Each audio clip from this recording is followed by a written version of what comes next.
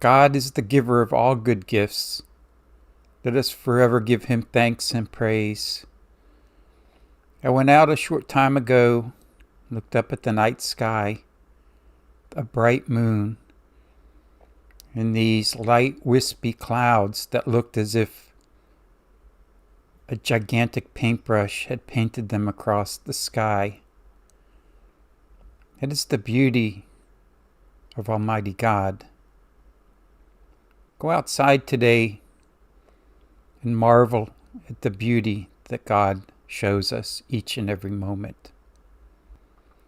This is from Saturday, February 7th, 2004, 5:46 in the morning. Subject is just a quarter. Several years ago, a preacher moved to Houston, Texas. Some weeks after he arrived, he had occasion to ride the bus from his home to the downtown area. When he sat down, he discovered that the driver had accidentally given him a quarter too much change. As he considered what to do, he thought to himself, "You better give the quarter back. It would be wrong to keep it." Then he thought, "Oh, forget it. It's only a quarter. Who would worry about this little amount? Anyway, the bus company already gets too much fare. They'll never miss it. Accept it as a gift from God and keep quiet." When his stop came, he paused momentarily at the door. Then he handed the quarter to the driver and said, "Here, you gave me too much change." The driver with a smile replied, "Aren't you the new preacher in town? I have been thinking lately about going to worship somewhere. I just wanted to see what you would do if I gave you too much change." When my friend stepped off the bus, he literally grabbed the nearest light pole and held on and said, "Oh God, I almost sold your son for a quarter." Our lives are often the only Bible some people will ever read. I believe there's a quote attributed to Francis of Assisi: "Proclaim the gospel at all times.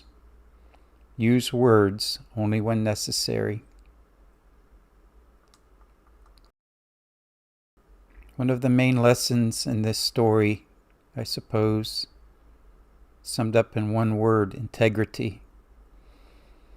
The definition of integrity is the quality of being honest and having strong moral principles that you refuse to change. An example would be if I had a produce stand. I would adjust my scales to be in favor of the purchaser and not in favor of myself. That way there would be no doubt about my integrity. And if you were to move the scales enough toward the purchaser, might even move toward the virtue of charity. A reading from Titus chapter 2, verse 6 through 8. "Likewise, exhort the younger men to exercise self-control. Show yourself to them in all respects as a model of good works, while in your teaching exhibit integrity and dignity, and a soundness of speech that cannot be criticized.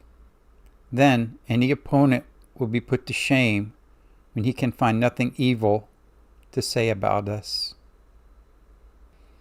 We're not going to be judged on how successful we are in our endeavors, but how hard we try. And with the world the way it is, temptations are always before us. May God give us strength to resist temptation. May God give us strength to show integrity and love to our fellow man through the way we live our lives. God bless you, my brothers and sisters. Hope you have a wonderful day. May there be peace on earth. With God's help, may we see each other again tomorrow.